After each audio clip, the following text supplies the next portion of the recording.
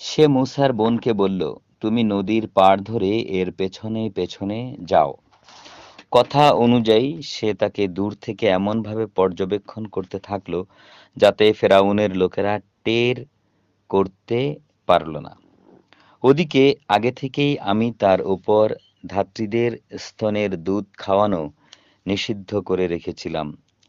এই অবস্থা দেখে সেই বোনটি বলল, আমি কি তোমাদের এমন একটি পরিবারের নাম ঠিকানা বলে দেব যারা তোমাদের জন্য একে লালন পালন করবে, সাথে সাথে তারা এর শুভাকাঙ্ক্ষীও হবে। এভাবেই আমি তাকে আবার তার মায়ের কাছে ফিরিয়ে আনলাম, যাতে করে নিজের সন্তানকে দেখে তার চোখ ঠান্ডা হয়ে যায় এবং সে কোনো রকম দুঃখ না পায়। সে জেনে নিতে পারে আল্লাহ তাআলার ওয়াদা সত্য, যদিও অধিকাংশ লোক এটা জানে না। যখন সে পূর্ণ যৌবনে উপনীত হলো এবং শারীরিক শক্তিতে পূর্ণতা প্রাপ্ত হলো, তখন আমি তাকে জ্ঞান ও প্রজ্ঞা দান করলাম। আমি নেককার লোকদের এভাবেই প্রতিফল দান করি। একদিন সে নগরীতে প্রবেশ করল।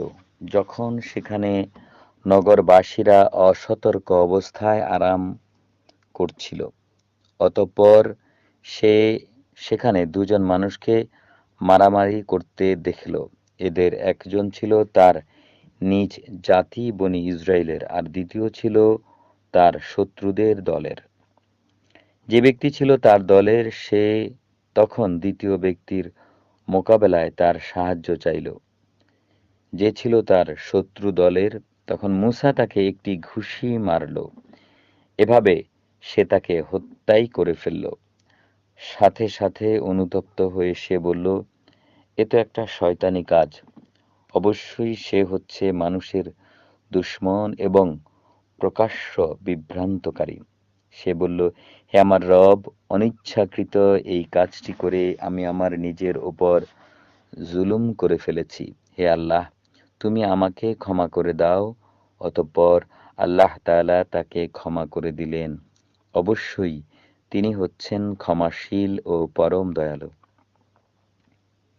সে বলল, হে আমার রব, তুমি যেহেতু আমার উপর মেহেরবানি করেছ, তাই আমিও তোমাকে প্রতিশ্রুতি দিচ্ছি, আমি আর কখনো কোনো অপরাধী ব্যক্তির জন্য সাহায্যকারী হব না। অতঃপর ভীত শঙ্কিত অবস্থায় সে নগরীতেই তার ভোর হলো। হঠাৎ সে দেখতে পেল আগের দিন যে ব্যক্তি তার কাছে সাহায্য প্রার্থনা করেছিল, সে আবারও তার সাহায্যের জন্য চিৎকার করছে। মূসা এবার তাকে বলল, তুমি তো দেখছি ভারী ভেজাল লোক।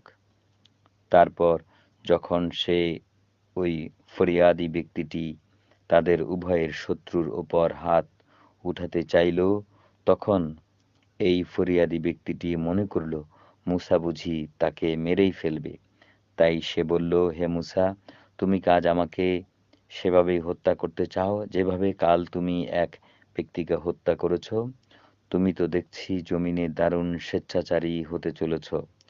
তুমি কি শান্তি স্থাপনকারী হতে চাও না?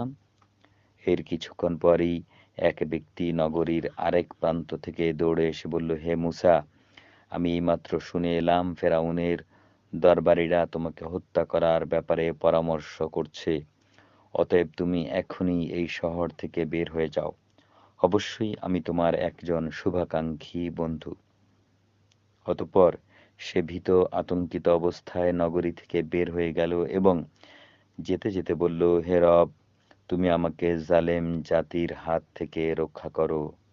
মহান আল্লাহ যা বলেছেন সত্য বলেছেন।